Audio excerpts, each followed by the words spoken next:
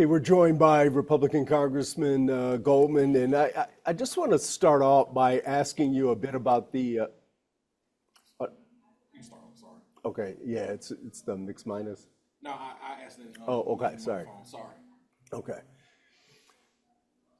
We're now joined by Congressman Craig Goldman, and Congressman, thank you so much for joining us. I want to get your thoughts on the spending bill that the House passed and where things stand right now. But yeah, I mean, where things stand right now is we did our work. Our committee had a 26-hour hearing. It went to the floor. We basically had we pulled an all-nighter to get the bill finally passed out of the House. Now it's over in the Senate. And I'm sure the Senate's looking at it, seeing how they can make changes to it, hopefully make it better. It'll come back to the House. Hopefully we quickly pass it, get to the president's desk by July 4th. That seems to be the deadline that the president has asked for. You know, when you hear comments from, fellow Republicans like Senator Ron Johnson saying he can't stomach the addition to the deficit, do you worry that what's going to come back from the Senate will be palatable to your colleagues in the House? Well, only time will tell, and until we get the bill, can we see what's in it, right? No one likes adding to the deficit. No one wants to add to the deficit. And let's be very clear. This bill is guidelines for the budget. The Appropriations Committee is meeting this week and next week to put the final budget together. What has not taken into account, and not one thing was taken into account in the bill that we sent over to the Senate or in the bill when it comes back of reconciliation, is the billions of dollars in cuts that the DOJ committee has found, that every single cabinet secretary has found in their agencies. So all those billions of dollars in cuts and savings will be incorporated in the new budget we pass going forward. This is not a one budget bill in reconciliation that we pass and everything's done.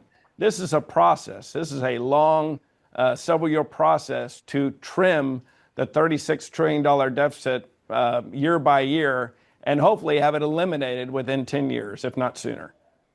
Yeah, of all the aspects of this bill, what was most important to you to make sure that was included? Great question. Certainly for me, one is the increase in defense spending. I represent over 20,000 men and women that go to Lockheed Martin every single day to build the F-35 so that not only the United States but our allies are secure around the world. Also, billions of dollars in border security funding so that we can finish the wall. $11 billion to reimburse the state of Texas that hopefully will go back to the Texas taxpayers that are in the bill, because I was in the State House for over a decade and voted well over $10 billion for border security when the federal government and the Biden administration did their job and secure our border. So things like that, but mostly is the tax cuts. If we don't pass this bill, the 2017 Trump tax cuts are reversed, and every single American will feel it and see that their taxes go up instead of go down. You know, the Trump administration is now calling for an investigation into President Biden and his health during his time in office. Is there an appetite for that in There's the House? There's a huge appetite for that in the House. We need to know who was running the federal government when President Biden wasn't there. Who is signing executive orders? Who is signing pardons? I think we need a full investigation for all of that, and I'm all on board with it as well. We need to make sure that pen goes to paper by President of the United States for executive orders and pardons, so that no one on some staffer is not using an auto pen to act as President of the United States. And what would be the point of the investigation? Former President Biden is now out of office, dealing with his own health, obviously very serious health issues. Is this about addressing him or the people around him? I don't know. This is about addressing if a person is not able to be president of the United States, and I think there's various examples where people noticed that President Biden was not present, that he was not acting as president of the United States. So if he wasn't doing so, I think an investigation is warranted to find out who behind the scenes was running the country when we know there were several occasions where President Biden was not there mentally. And at one point, Elon Musk was President Trump's staunchest defender, and now there's been a clear break between the two men. Are you surprised that the relationship has soured so quickly? Well, look, I'm going to stay out of that. That's between the president and Elon Musk.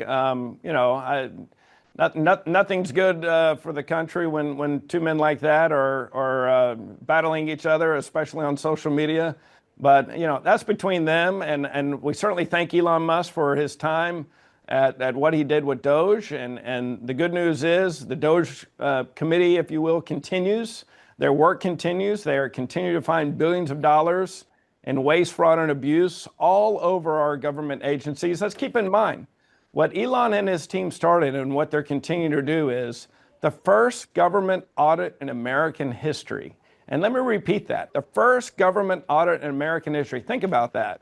All the corporations all over the United States that have an audit, an annual audit, a semi-annual audit, and the federal government has never been audited. This is the first one. So like I said, hopefully this $36 trillion deficit that we have gets slashed much sooner rather later based on what the Doge committee and now the cabinet secretaries are finding within their own departments here over a short period of time.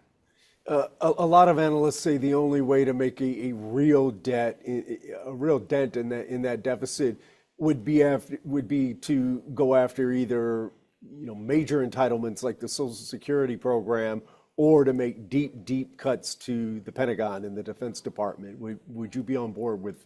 Well, no one's talking about that right now. In fact, the President of the United States has said we're not discussing Social Security, Medicare issues right now. We're going to go after the waste, fraud, and abuse. His exact words, and that's the mindset of the House right now. We'll see what the Senate does with the big beautiful bill and further cuts that they make before they send it back. But again, those experts, Elon Musk and his team didn't exist when those experts were saying that. I think we're going to see billions and billions of cuts come that will be in the next budget that we pass in the next 2 years.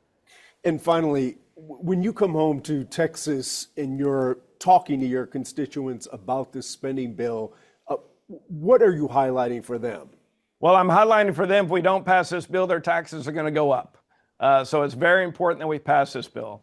I'm highlighting in this bill that we add money to our national defense.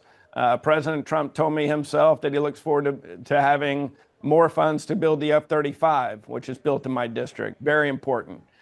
So those are the main things that I talk about when I come home and speak to my constituents in Texas. All right. Congressman Craig Goldman, thank you very much for your time, sir. Thank you. Appreciate it. Thanks for your time.